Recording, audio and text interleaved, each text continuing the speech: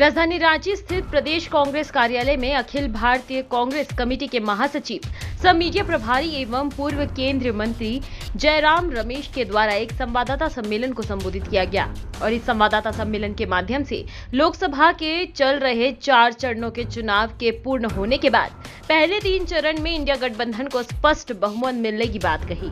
Akhil Bharatiya Congress committee के महासचिव ने कहा कि हमें जो स्पष्ट बहुमत दिखाई दे रहा है वह 5 न्याय 25 गारंटी के तहत मुमकिन हो पाया है।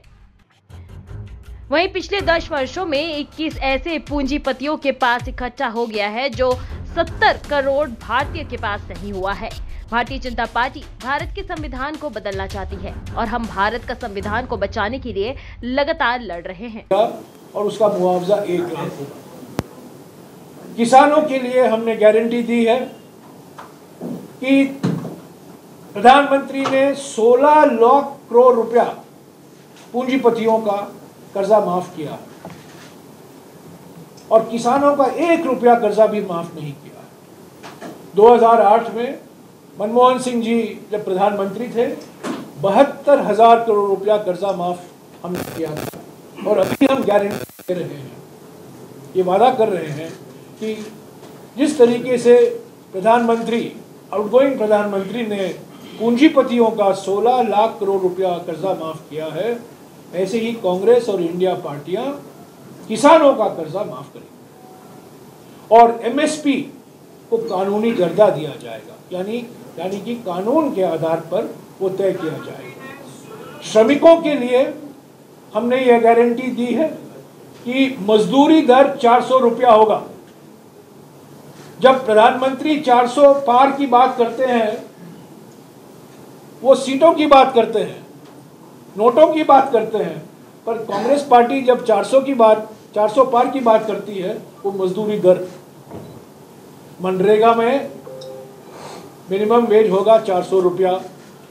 अलग अलग जो आज कुछ ऐसे जगह हैं जहां मजदूरी दर 250 रुपया है, कहीं 200 रुपया है, कहीं 275 रुपया है।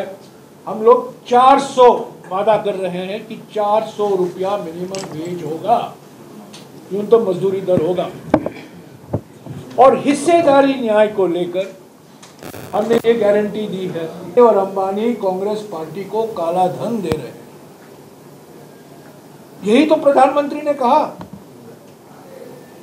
6 दिन बाद, 5 दिन पहले, 6 दिन पहले टेम्पो लेकर, ये उनके शब्द हैं, मेरे शब्द नहीं है, टेम्पो लेकर अडानी अंबानी उनके 2 खास दोस्त मित्र काला धन लेकर कांग्रेस पार्टी को समर्थन कर रहे हैं। तो मैं पूछना चाहता हूं ऐसे प्रधानमंत्री को, 8 नवंबर 2016 को आपने नोटबंदी की।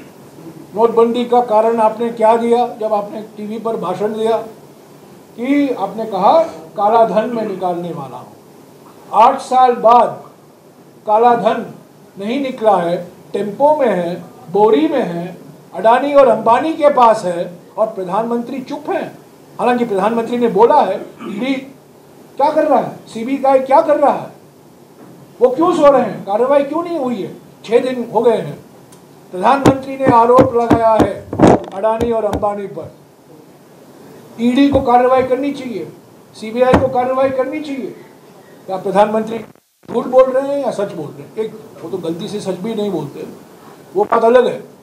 पर जब ऐसा गंभीर आरोप लगाया है ऐसे 2 पूंजीपतियों के खिलाफ जिनको मैक्सिमम फायदा मिला है पिछले 10 साल में, मैं आपको एक आंकड़ा देता हूं, ये सरकारी आंकड़े हैं, मेरे आंकड़े नहीं हैं।